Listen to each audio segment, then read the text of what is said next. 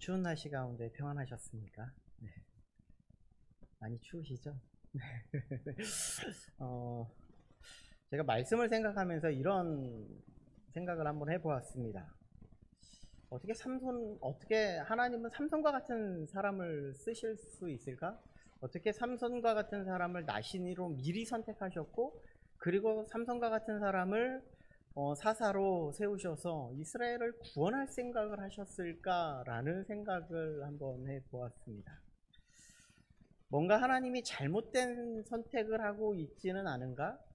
혹시 하나님이 잘못된 생각으로 삼손을 선택한 것은 아닐까라는 그런 생각을 한번 해보았습니다. 성도님들의 생각은 어떠십니까? 혹시 삼손의 이런 여러 가지 지금까지의 모습을 돌아보면서 삼손의 선택이 합당할까라는 생각을 여러분들은 혹시 해보신 적이 있습니까? 아무리 봐도 삼손의 행적을 돌아보아도 하나님의 선택에는 뭔가 문제가 있는 듯 했고 뭐가 좀 잘못되어져 가고 있는 것이 아닌가라는 그런 생각을 한번 해보았다는 말입니다. 그래서 다시 한번 하나님의 선택이라는 관점에서 한번 신학적이면서 또한 교리적으로 한번 생각해 보려고 했습니다. 시간이 된다면 뭐 성경적인 관점에서 구속사적인 관점에서 창세기부터 요한계시록까지 전체적인 흐름 속에서 하나님의 선택적인 관점이 어떤 관점으로 흘러가고 있는지 보았으면 너무나 좋겠고, 그리고 조직신학적인 관점, 교리적인 관점에서 구원의 서정이라는 관점으로 하나님의 선택이 어떻게 흘러가고 우리를 왜 선택하셨으며 하나님의 구원은 어떻게 이루어져 가는지를 살펴보면 너무 좋겠는데 시간이 너무 없어서 이 시간에는 다 다룰 수가 없고 그냥 한 말씀만 생각해 보면서 한번 여러분들과 함께 잠깐 나누어 보고자 했습니다. 신명기 7장 7절부터 8절까지에 있는 말씀인데요. 우리 말씀을 한번 앞에 있으니까 우리 8절 초반절까지 한번 같이 한 목소리로 한번 읽어 보았으면 좋겠습니다. 자, 시작. 백하심은 너희가 다른 민족보다 수요가 많기 때문이 아니니라. 너희는 오히려 모든 민족 중에 가장 적으니라. 여호와께서 다만 너희를 사랑하심으로 말미암아. 여기에 보면 하나님의 선택에 정말 중심적인 내용이 다 담겨져 있습니다. 하나님께서 이스라엘 백성을 선택한 이유 중에 하나는 그들의 수요가 많기 때문도 아니고 그들의 수요가 적기 때문도 아니었다라는 것을 우리들에게 너무나 잘 말해주고 있는 내용이죠. 이 말씀을 우리는 좀 다른 말로 이야기하면 이렇게 풀어 이야기할 수 있습니다. 그들의 잘남이나 지혜로움이나 그들의 특별함이 있기 때문에 그들을 선택한 것이 아니다라는 것을 말씀해 주고 있다라는 것이죠. 그러면 하나님께서 왜 선택하셨을까? 이스라엘 백성을 왜 선택했냐면 8절에 이렇게 말합니다. 여호와께서 다만 너희를 사랑하셨기 때문이다 라고 이렇게 말하고 있죠. 하나님이 우리의 어떠한 모습이 너무나 보기 좋아서 우리를 선택하기로 작정하신 것이 아니시죠. 여기에 보면 너무나 잘생기신, 우리 너무나 멋진, 너무나 이쁘신 분들만 앉아 있는데요. 그래서 우리 하나님께서는 이 모습 때문에 우리 성도님들을 선택하셨을까요? 너무나 이쁘시죠? 옆에 한번 보십시오. 한번 보십시오. 너무나 이쁘시죠? 하나님이 이 이쁨 때문에 선택하셨을까요? 아닙니다. 하나님은 여러분들의 이쁨 때문에 이것을 선택하셨다면 아마 그 이쁨 때문에 하나님은 실망하셨을 겁니다. 그런데 하나님은 그것 때문에 선택한 것이 아니라 하나님이 단지 우리를 사랑하시기 때문에 선택하셨다 말씀하고 있다라는 것이죠. 우리가 조금이라도 특별함 때문에 우리를 선택한 것이라면 하나님은 그 특별함 때문에 실망하실 것이라는 사실을 분명하게 말씀해 주고 있다는 겁니다. 이런 사실을 보니까 무엇이 보이냐면요. 이 모습 속에 왜 하나님이 삼손을 선택하셨는지가 조금씩 보이더라고요. 이 모습을 어떤 모습과 비교해 볼 수 있냐면요. 나의 모습과 비교해 볼 수 있다는 거예요. 삼손의 이 전체적인 행보의 모습을 보면 꼭 내 모습 같잖아.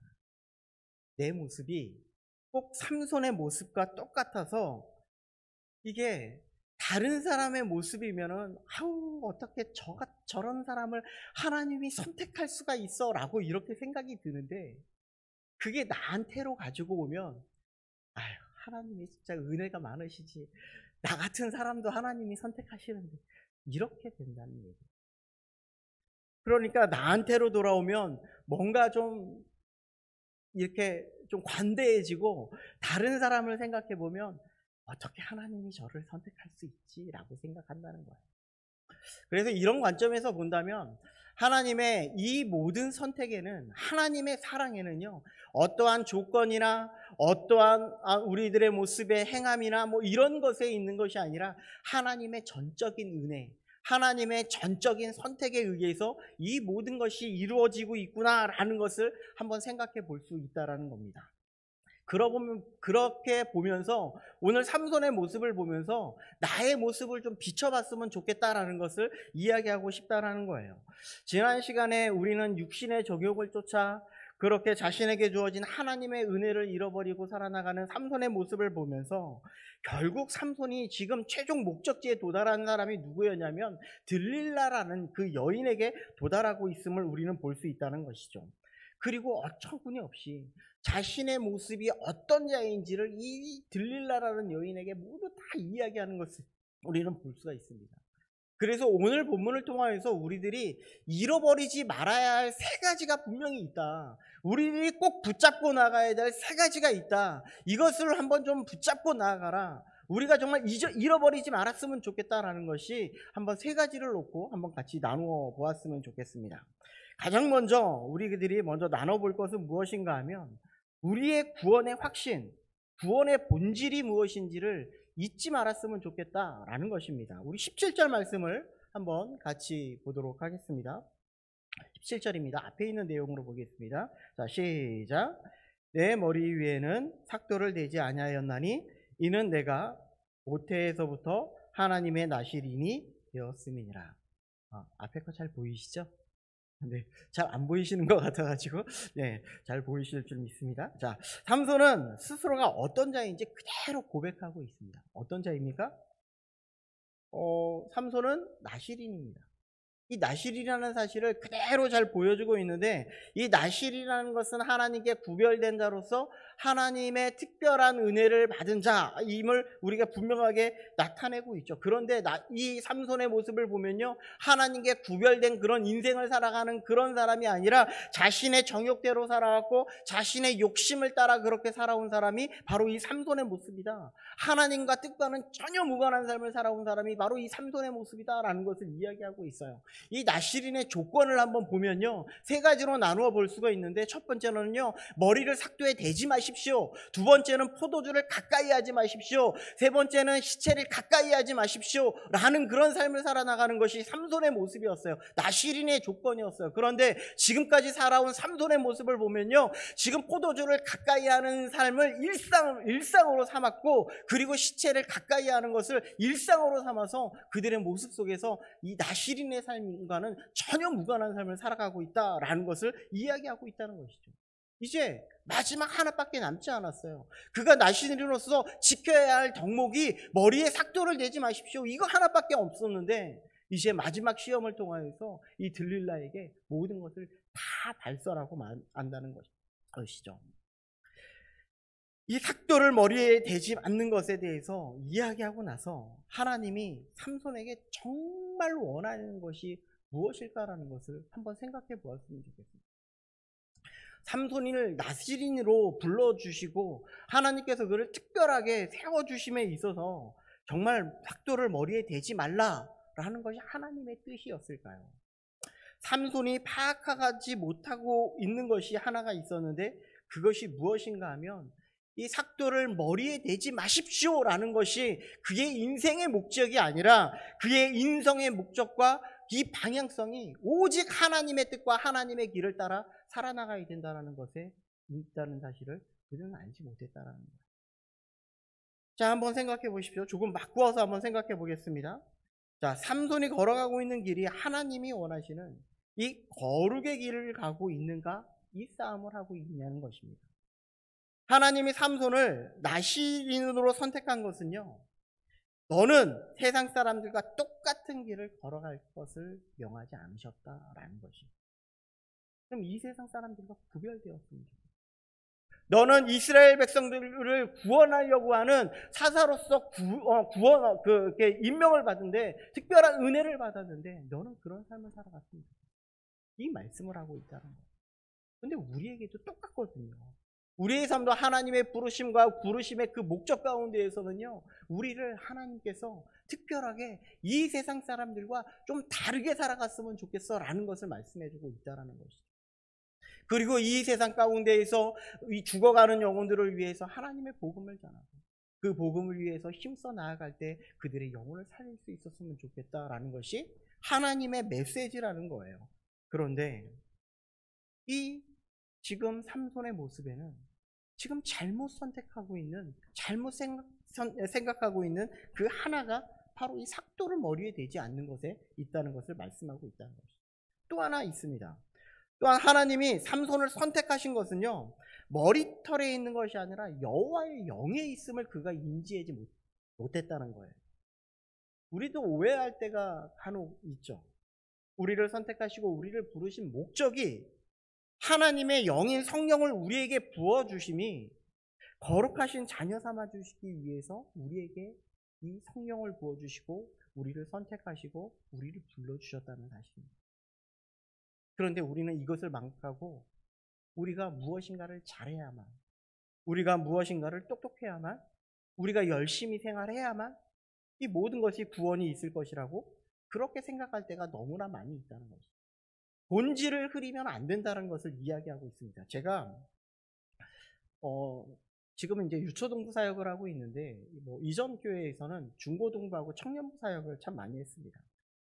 근데 중고동부 청년부 사역할 때 이 셀 리더들도 그렇고 이 중고동부 학생들도 질문하는 것 중에 하나가 무엇인가 하면 이런 질문이었습니다. 목사님, 예수님 믿으면 술 마시면 안 됩니까? 왜 이런 질문을 할까요? 한번 생각해 보시기 바랍니다. 왜 이런 질문을 할까요? 이런 의도 때문에 질문을 하는 거예요.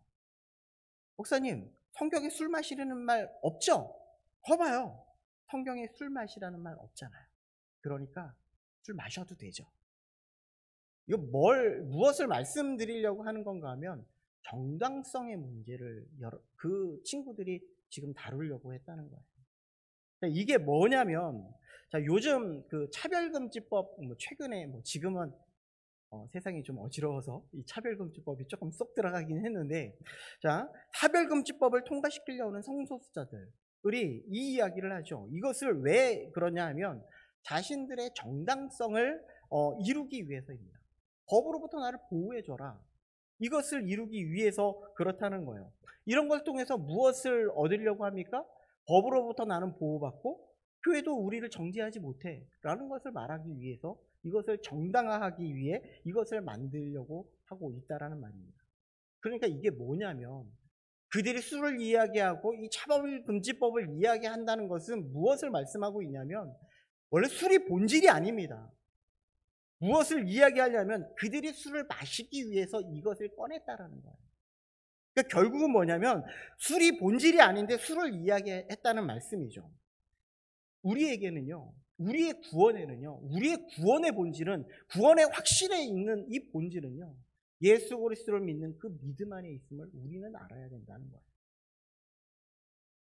그래서 이것을 우리가 잃어가는 순간, 우리가 하나님의 이 예수 그리스도를 믿는 믿음으로 말미암아 우리가 하나님의 자녀라는 사실을 잃어버리는 순간 우리는 모든 것을 다 잃게 되어 있다는 거예요. 우리가 어떤 사람인지, 우리가 어떤 길을 걸어가야 하는지, 그것을 잃어버리면 어떻게 될까요?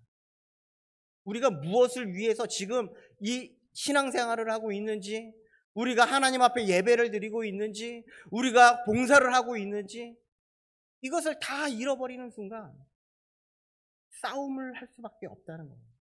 왜? 내가 인정을 받아야 돼. 우리가 무엇을 추구하며 살아가야 하는지를 생각하지 못하게 된다는 거예요. 이것이 하나님의 사랑인지, 이것이 하나님의 거룩인지, 이것이 하나님이 기뻐하시는 일인지 이것을 다 잃어버리고 살아갈 수밖에 없음을 말씀해주고 있는 거죠. 나만 인정받으면 됩니다. 그러니까 우리가 삶을 살아나가면서 정말 본질은 무엇인가 하면 우리는 예수 그리스도를 믿고 우리는 어떻게 하나님 앞에 구원을 얻으며 우리는 이 세상과 어떻게 구별된 삶을 살아나갈까? 이것을 생각하면서 살아갈 수 있어야 된다는 겁니다.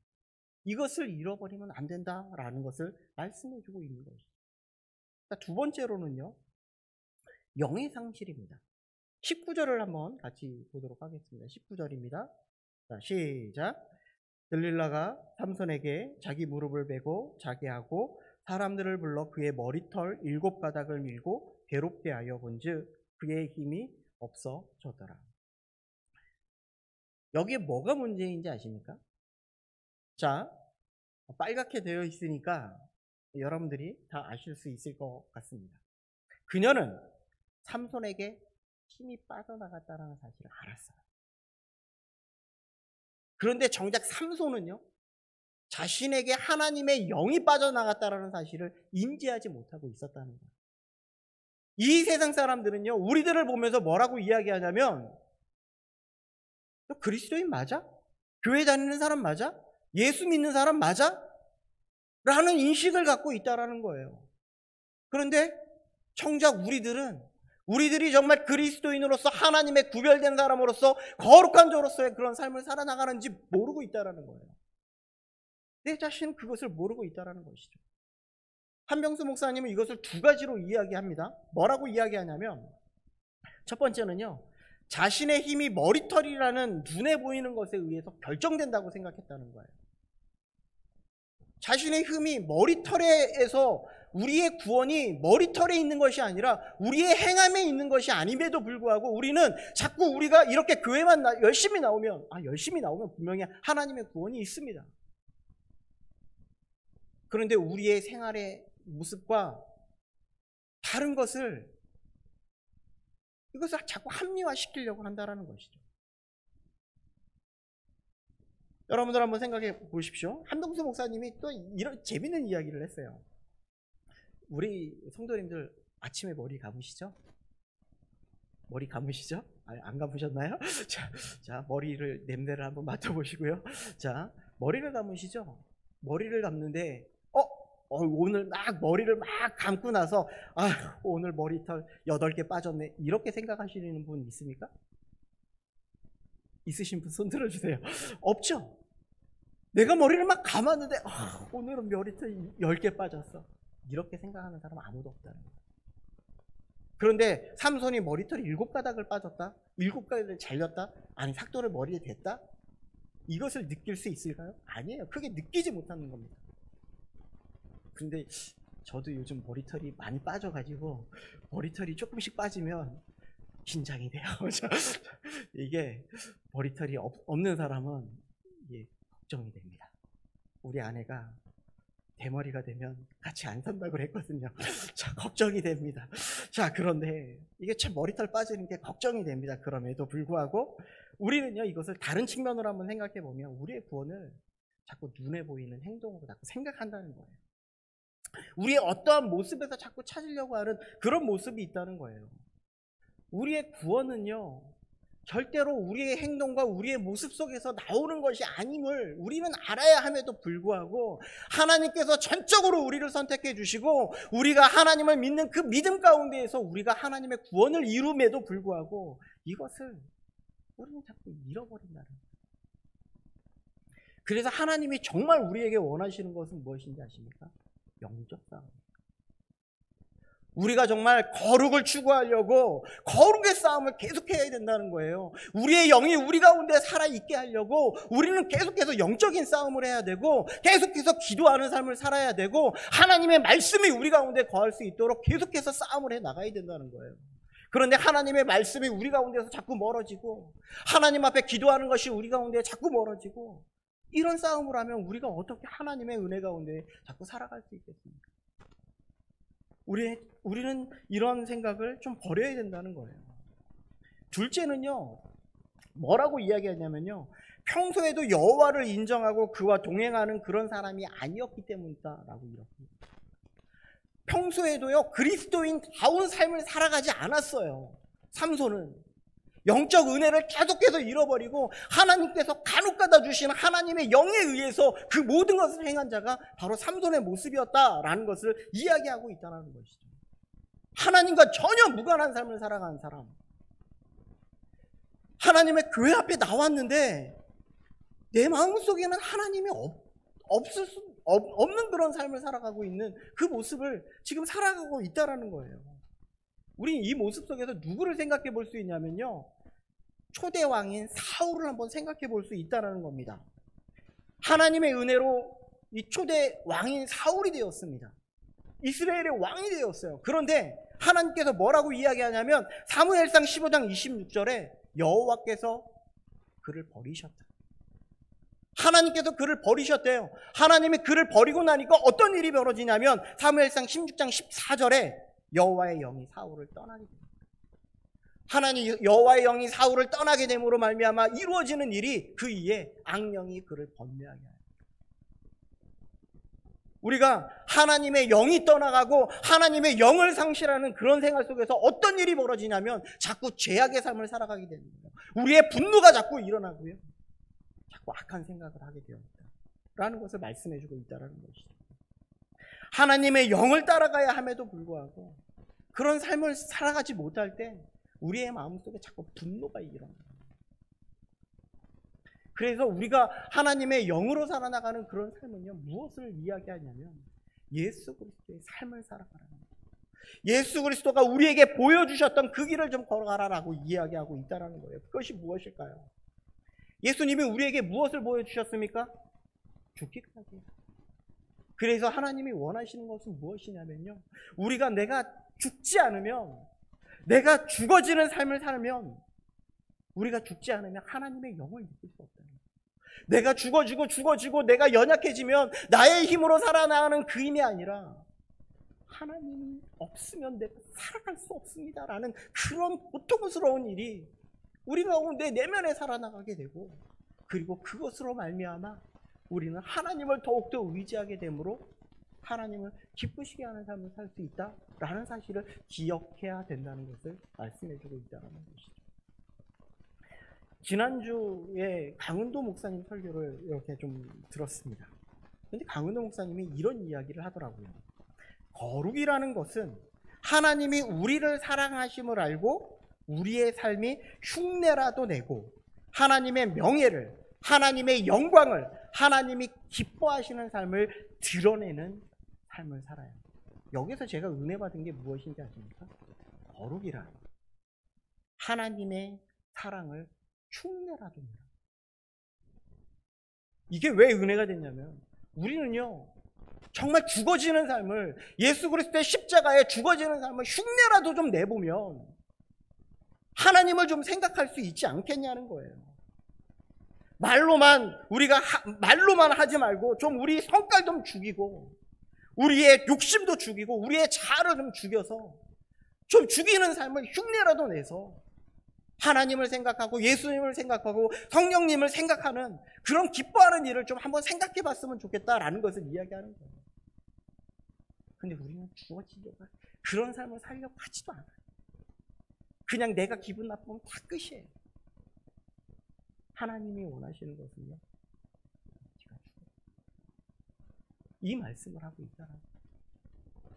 마지막으로요, 우리가 그러니까 잃어버리지 말아야 될 것 세 번째는요, 하나님을 잃어버린 말. 22절을 보겠습니다. 22절입니다. 함께 보겠습니다. 22절. 네, 함께 보겠습니다. 자, 시작.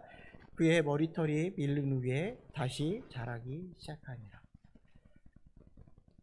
이 말 속에는요, 놀라운 것이 숨겨져 있네요. 마이클 윌콕이 BST 주석에서 사사기 BST 주석에서 이런 말을 합니다. 자, 우리 한번 띄워주시고요.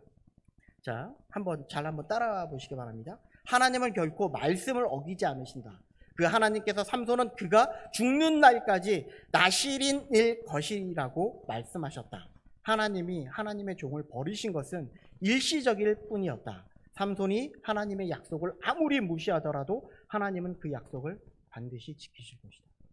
하나님께서는요, 이 사사 삼손을 세우기로 작정을 하셨고 그 작정한 것을 통해서 분명히 이루실 것이다 라는 것을 이야기하고 있는 거예요. 이것을 다른 말로 말하면 무엇인가 하면요, 하나님의 무조건적인 선택이다. 삼손이 자신의 뜻에 충성되게 순종하느냐 안 순종하느냐, 그것이 중요한 것이 아니라 하나님이 그를 쓰시느냐 안 쓰시느냐가 더 중요하다. 그래서 여기 그의 머리털이 밀린 후에 다시 자라기 시작하셨다라는 이 말 속에 이제 하나님이 삼손을 다시금 들어 쓰시기로 작정하셨다라는 표현이라는 거예요. 우리는 뒷이야기가 너무나 잘 알고 있어요. 두 기둥을 붙잡고 나를 두 기둥에 묶어달라고 하고, 그 두 기둥을 붙잡으면서 30절에 삼손이 죽을 때의 죽은 자가 살아있을 때의 죽은 자보다 더 많았다. 이렇게 하면서 이 사사기 삼손의 이야기가 마무리 지어갑니다. 우리는 좀 기억해야 되는 것이, 꼭 기억해야 하는 것은 무엇인가 하면 모든 것의 근원이 하나님께 속했음을 좀 생각해 보았으면 좋겠습니다. 하나님은 우리의 불순종 속에서도 역사하기를 원하시고요, 그리고 우리를 사용하셔서 하나님의 때를 사용하시기 위해서 하나님의 때를 기다리고 있음을 우리는 기억해야 합니다. 내가 안 한다고 해서 모든 것이 다 끝이 아니라는 말입니다. 그래서 우리가 바라봐야 하는 것은 우리를 사용하실 하나님을 바라봐요. 내가 하는 게 아니에요. 하나님이 나를 사용하시기로 작정하셨기 때문에 내가 하는 거예요. 그리고 우리의 어떠함이 있기 때문에 우리를 사용하시는 것이 아니라 우리가 아무것도 없어도, 아무런 그런 자격이 없어도 하나님이 사용하시기로 작정하시면 그를 사용하셔서 이 모든 일을 감당하게 하시겠다라는 것을 말씀해 주고 있다라는 것이죠. 한마디만 하고 마치도록 하겠습니다. 내가 아니어도 하나님은 일하실 겁니다. 그런데 이왕이면 나를 통해서 일했으면 좋겠어요. 내가 성령 충만했으면 좋겠고, 내가 하나님의 자녀라는 본부를 잊지 않았으면 좋겠고, 내가 하나님이 선택했다라는 사실을 잊지 않아서 하나님이 쓰시는 사람, 하나님이 정말 주님의 일에 쓰여서 정말 하나님의 나라의 확장에 그런 참여자가 될 수 있는 그런 우리 모든 성도님들이 될 수 있기를 주님의 이름으로 간절히 축복합니다.